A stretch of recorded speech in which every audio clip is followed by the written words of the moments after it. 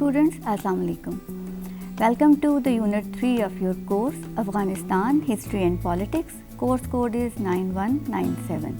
I am Sadia Aziz, coordinator of this BS level course. In unit number 2, I have told you about the rise of Ahmad Shah Abdali in 1747, who laid the foundation of modern Afghanistan. उनके बाद उनके बच्चे उस वसी सल्तनत को नहीं संभाल सके और एक के बाद दूसरा उनमें वॉर ऑफ सक्सेशन हुई, जिसकी वजह से जो सदोज़ोई डायनेस्टी थी उसका ज़वाल हुआ और उनके ज़वाल के बाद एक नई डायनेस्टी सामने आई जिसको हम मोहम्मदज़ई डायनेस्टी के नाम से जानते हैं. इसीलिए यूनिट नंबर 3 का नाम है the मोहम्मदज़ई dynasty and the great game. इस यूनिट में आप जानेंगे राइज़ ऑफ दोस्त Mohammad and the Mohammadzai dynasty, Anglo-Afghan wars and the great game between Russia and Britain. Anglo-Afghan का मतलब है ब्रिटिश की और जो अफ़गान्स की आपस में जंगें हुई. Consolidation of Afghanistan under Amir Abdur Rahman Khan, who was also known as the Iron Amir. Then modernization of Afghanistan under Habibullah, who was the son of Amir Abdur Rahman Khan. Objectives of Unit 3. After going through this course, you will be able to understand the rise of Dost Muhammad and the Mohammadzai dynasty, analyze the impact of the great game in Afghanistan, examine the causes and consequences of the Anglo-Afghan wars, discuss the consolidation of Afghanistan under Amir Abdur Rahman Khan and Amir Habibullah. The rise of Dost Muhammad 1826 to 1839. Dost Muhammad emerged as the ruler of Kabul after the decline of Sadozoi dynasty. He faced several challenges from internal revolts and external pressures from British India and Persia. Dear students, मैंने आपको पिछले unit में ये बताया था कि अफ़गानिस्तान को बहुत सारे महाज पे लड़ना पड़ रहा था.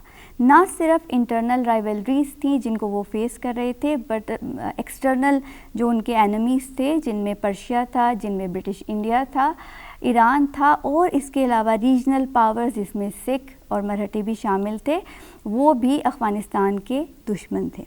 तो इन सारे चैलेंजेस से दोस्त मोहम्मद को निपटना पड़ा. और इसके अलावा मैं आपको ये बताना चाहती हूँ कि शुरू में दोस्त मोहम्मद से पहले जो सदोज़ोई डायनेस्टी थी, उनके जो आखिरी रूलर थे शाह शुजाउल मुल्क, उन्होंने भी जो पहली अफ़गान एंग्लो वॉर हुई उसमें वो शरीक हुए. और किसकी मदद से शरीक हुए? ब्रिटिश और सिखों की मदद से. यानी एक ट्रिपल अलाइंस बना जिसमें शाह शुजाउल मुल्क, सिख और ब्रिटिश शामिल थे. वो चाहते थे कि दोस्त मोहम्मद को अफ़गानिस्तान की रूलरशिप से हटाया जाए और शाह शुजाउल मुल्क को दोबारा से वहाँ पे इंस्टॉल किया जाए.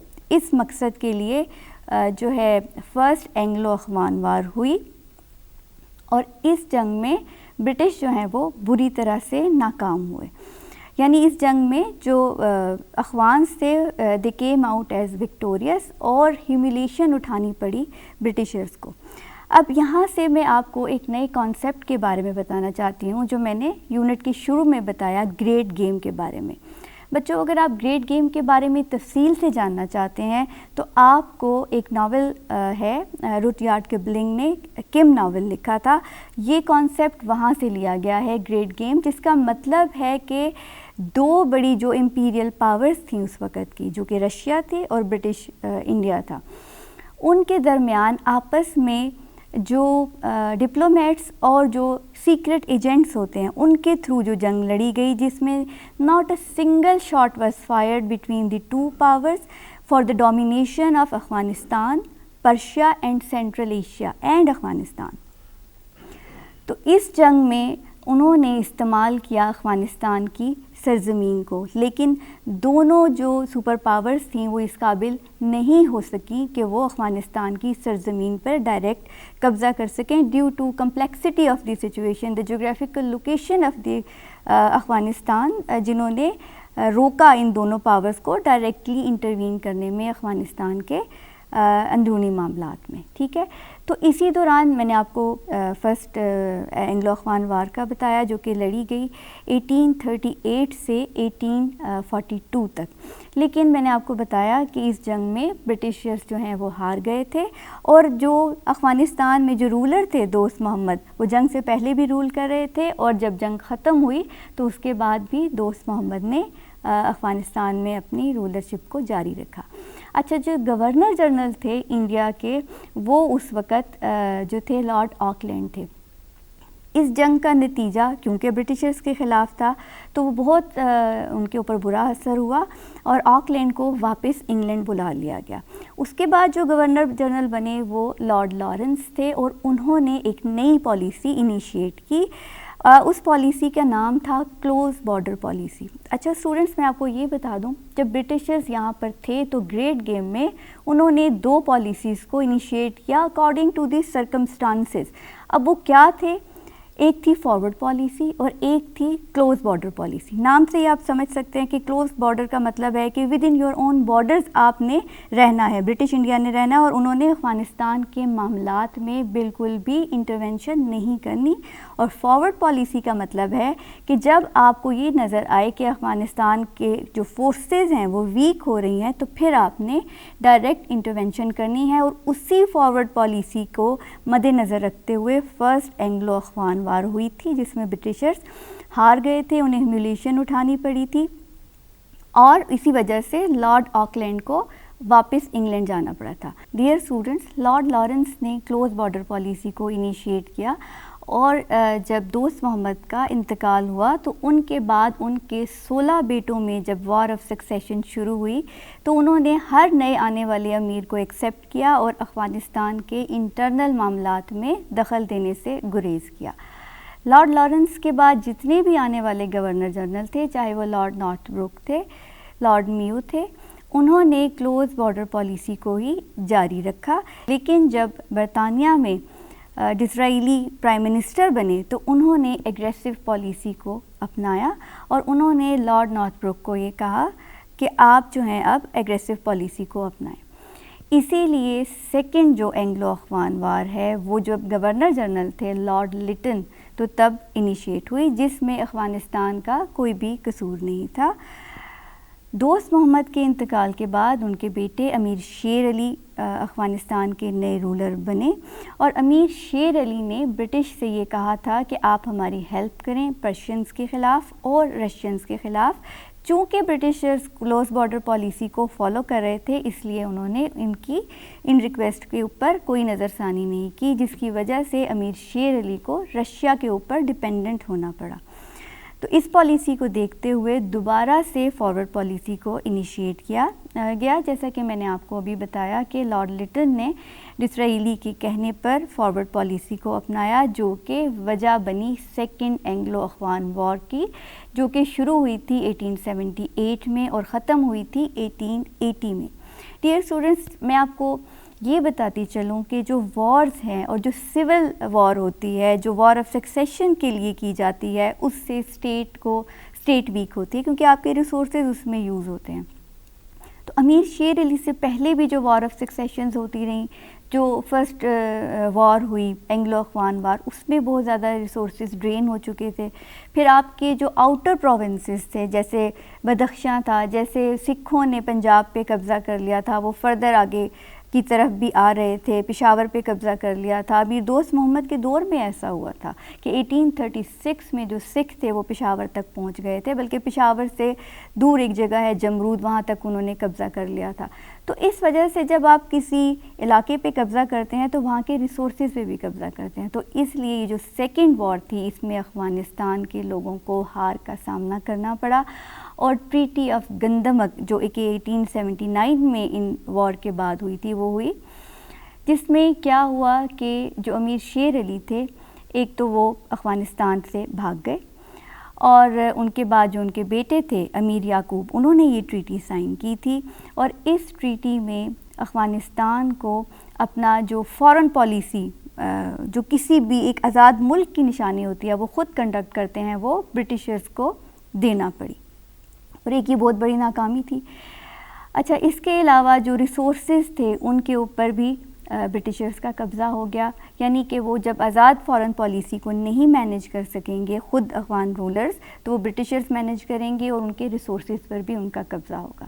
تو اس ٹریٹی کے بعد افغانستان کے جو رولرز تھے ان کے موریل ڈاؤن ہو گئے، اور جو امیر یعقوب تھے وہ بھی افغانستان کی رولرشپ چھوڑ گئے، اور ان کے بعد ان کے بیٹے کو بنایا گیا، لیکن وہ بھی کامیاب نہ ہوئے۔ تو پھر برٹشرز نے فیصلہ کیا کہ جو امیر شیر علی کے بھتیجے تھے، امیر عبد الرحمن خان، جو کہ آئرن امیر کے نام سے جانے جاتے تھے، وہ تاشقند میں تھے، ایگزائل میں تھے، کیونکہ وار آف سکسیشنز ہو رہی تھیں بیٹوں کے درمیان، تو ان کی جو اولاد تھی وہ آس پاس کے علاقوں میں پناہ لے رہی تھی، تو ان کو وہاں سے بلایا گیا برٹشرز نے، اور ان کو امیر عبد الرحمن خان کو افغانستان میں انسٹال کیا گیا۔ اور وہ آئرن امیر اس لیے کہلاتے تھے کہ وہ بالکل بھی کسی کو سزا دینے میں رحم سے کام نہیں لیتے تھے، چاہے کسی کو ایگزائل کرنا ہوتا تھا، کسی کو موت کی سزا دینی ہوتی تھی، تو وہ اس میں کوئی بھی خیال نہیں کرتے تھے۔ لیکن جو گریٹ گیم تھی اس کا فائدہ امیر عبد الرحمن خان نے کیسے اٹھایا کہ وہ یہ چاہتے تھے کہ ایک سینٹرلائز پاور ہونی چاہیے، جس میں جو ہے ایک اسٹرانگ سینٹرل گورنمنٹ ہونی چاہیے، اور جس میں ماڈرنائزڈ جو ہے وہ ملٹری ہونی چاہیے، تبھی آپ اپنی حکومت کو سنبھال سکتے ہیں۔ ان کے دور کے جو اہم واقعات ہیں جس میں افغانستان کو کنسالیڈیٹ کرنے کا یعنی متحد کرنے کا موقع ملا، وہ 3 ہیں۔ جو سب سے پہلا کرائسس انہوں نے فیس کیا وہ پنج دے کرائسس تھا، جو کہ 1885 میں ہوا، اور وہ ریزن بنا جب رشیا نے اوسس جو مرو ہے اس کے اوپر قبضہ کر لیا۔ اب برٹشرز اس کے اوپر اس لیے نہیں بول رہے تھے کہ فارملی کبھی بھی اس ایریا کو افغانستان میں شامل نہیں کیا گیا تھا، لیکن جب رشینز نے پنج دے پر قبضہ کر لیا تو برٹشرز کو پھر ہوش آیا کہ اب ہمیں بھی اس کا جواب دینا چاہیے۔ لیکن امیر عبد الرحمن خان نے سمجھداری سے کام لیا اور یہ کہا کہ اگر پنج دیو پر رشینز قبضہ کر لیتے ہیں تو ہمیں ذوالفقار پاس جو کہ اسٹریٹجک کی رکھتا ہے افغانستان کی، اگر وہ ہمیں مل جائے تو ہمیں پنج دیو جانے پر کوئی بھی اعتراض نہیں ہوگا۔ یہ بات رشینز نے بھی مان لی اور برٹشرز نے بھی اس کو ایکسیپٹ کیا، تو اس سے افغانستان ایک اور جنگ میں جانے سے بچ گیا، اور جو 2 سپر پاورز تھیں ان کے درمیان وہ ایک قسم کا کنسیلیشن کا وہ کردار، کنسیلیٹر کا وہ کردار ادا کر رہے تھے۔ اگلا جو ایگریمنٹ ہوا وہ ہم سب جانتے ہیں، آپ لوگوں نے اکثر نام سنا ہوگا ڈیورنڈ لائن کا، 1893 میں ہوا، جس میں نام سے ظاہر ہے ڈیورنڈ جو مارٹیمر ڈیورنڈ تھے انہوں نے اس لائن کو ڈرا کیا تھا، جس کی وجہ سے اب کس کے درمیان ڈرا کیا تھا، یہ ایک بفر سٹیٹ بن گیا تھا افغانستان۔ بچوں بفر سٹیٹ کا مطلب یہ ہوتا ہے کہ نہ ہی برٹش جو انڈیا کے اندر تھے اور نہ ہی رشیا، نہ برٹش انٹرفیئر کریں گے ڈائریکٹ، کبھی بھی اٹیک کریں گے افغانستان کے اوپر، اور نہ ہی رشینز کبھی یہ کام کریں گے کہ وہ ڈائریکٹلی کبھی بھی انٹروین نہیں کریں گے۔ تو اس سے یہ بفر سٹیٹ بنی جو کہ آج بھی قائم ہے، اور پاکستان اور افغانستان کے درمیان it's become an apple of discord between the 2 countries. اچھا، اور اس نے اسی ایگریمنٹ نے ڈیفائن کر دیا تھا borders between Afghanistan and British India which remains a controversial issue to this day۔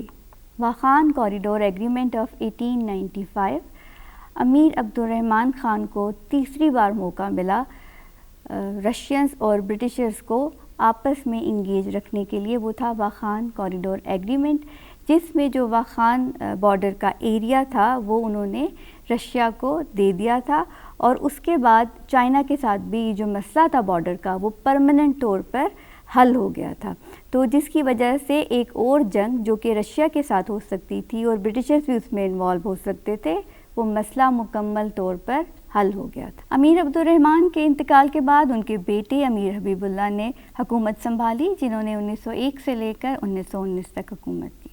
ہم انہیں کہہ سکتے ہیں کہ he was the originator of strong central government and unified state, کیونکہ ان کے والد نے ہی پیو دا وے فار اسٹرانگ گورنمنٹ، کیونکہ جو دونوں سپر پاورز تھیں وہ اس چیز پہ آ چکی تھیں کہ اب افغانستان کے اندر ہم نے ڈائریکٹ انٹرونشن نہیں کرنا۔ اس کے علاوہ جو دوسرا بڑا کارنامہ امیر حبیب اللہ کا تھا وہ liberalisation of the political system تھا. اب لبرل کرنے کا مطلب یہ تھا سسٹم کو, پولیٹیکل سسٹم کو, کہ جتنے بھی اچھے لیڈرز تھے, ٹیچرز تھے, ان کو جو ایگزائل میں تھے, امیر حبیب اللہ نے ان کو واپس بلایا اور اپنے ملک کی ترقی میں انہیں کہا کہ آپ کردار ادا کریں. اور جو ان کا ایک اور کارنامہ تھا وہ انہوں نے ایجوکیشن سسٹم کو ماڈرن کرنے کی کوشش کی. بچوں, ایک ٹریڈیشنل سوسائٹی میں رہ کر ایجوکیشن, جس میں خواتین کی ایجوکیشن کی بھی بات کرنا ایک بہت مشکل کام تھا اس دور حکومت میں. آج بھی اگر ہم افغانستان کی بات کریں تو مشکل نظر آتا ہے, تو یہ تو ہم 20th سینچری کے بالکل سٹارٹ کی بات کر رہے ہیں.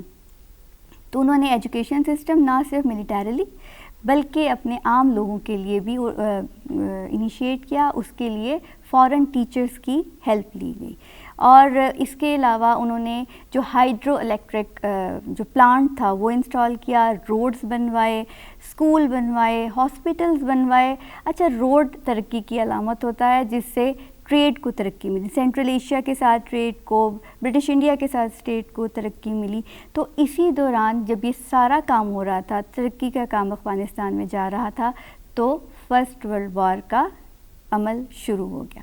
اچھا بچوں, میں ایک یہاں پہ بات آپ کو بتانا چاہتی ہوں کہ جو سب سے امپورٹنٹ ایک پرسنالٹی ہے افغانستان کی, امیر حبیب اللہ کے دور میں ہی وہ ہوئے, وہ فادر آف اخوان جرنلزم کہلاتے ہیں, محمود بیگ ترزی. آپ ان کے بارے میں ضرور پڑھیے گا.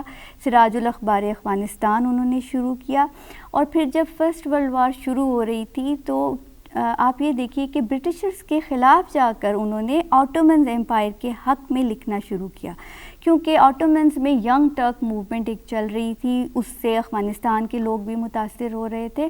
حالانکہ امیر حبیب اللہ نے نیوٹرلٹی کی پالیٹکس کو اپنائے رکھا تاکہ وہ کسی بھی جنگ میں حصہ نہ لیں, لیکن اس کے باوجود جو ایک اسٹیٹ سپورٹڈ اخبار تھا اس سے برٹشرز کے خلاف لکھا جا رہا تھا, اور اس چیز, ان پالیسیز کا جو ریئیکشن تھا وہ امیر حبیب اللہ کو اپنی جان سے دینا پڑا.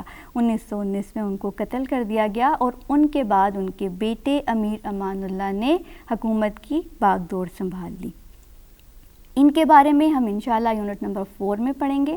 لیکن جو دو امپورٹنٹ ہوئے واقعات, ایک تو کنونشن آف سینٹ پیٹرز برگ تھا جس میں رشیا نے اپنے چائنا کے ساتھ, پرشیا کے ساتھ, افغانستان کے ساتھ اپنے تمام جو معاملات تھے سیٹل کرنے کے لیے ایگریمنٹس کیے.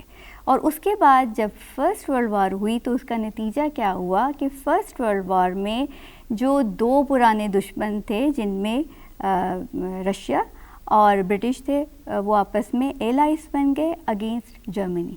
تو فرسٹ ورلڈ وار کی جو پالیٹکس تھی اس میں افغانستان کا رول نیوٹرلٹی کا تھا, اس نے کسی بھی پاور کا ساتھ نہیں دیا.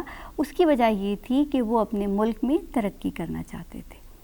ٹھیک ہے, امید ہے آپ کو اس کی سمجھ آ گئی ہوگی یونٹ نمبر 3 کی, کہ کس طرح سے جو دورانی امپائر تھی جب وہ ڈکلائن کا شکار ہوئی تو ان کے بعد جو ہے محمد زئی ڈائنیسٹی نے حکومت کی باغ ڈور سنبھال لی. یعنی 1826 سے لے کر 1973 تک انہوں نے بہت کامیابی کے ساتھ حکومت کی. ابھی ہم نے صرف فرسٹ ورلڈ وار تک پڑھا ہے, 1919 تک. اگلے یونٹ میں ہم باقی تفصیل بھی جانیں گے. اب ہم کی ٹیکس اوے کو ڈسکس کر لیتے ہیں. کیا ہم نے ڈسکس کیا؟ The great game between the British and Russia, shape Afghanistan's modern borders, جو میں نے آپ کو ڈیوڈ لائن کا بتایا. The Anglo-Afghan wars highlighted the Afghanistan's resistance to foreign domination, جو کہ آج بھی ہم دیکھتے ہیں کہ افغانستان, بچوں یہ ایک بہت امپورٹنٹ بات ہے, کبھی بھی کالونائز نہیں ہو سکا. ٹھیک ہے. امیر عبد الرحمان Khan consolidated Afghanistan as a buffer state between the two empires, and Amir Habibullah the originator of the strong central government and unified state. ٹھیک ہے, اگلے پروگرام تک کے لیے سعدیہ عزیز کو اجازت دیجیے.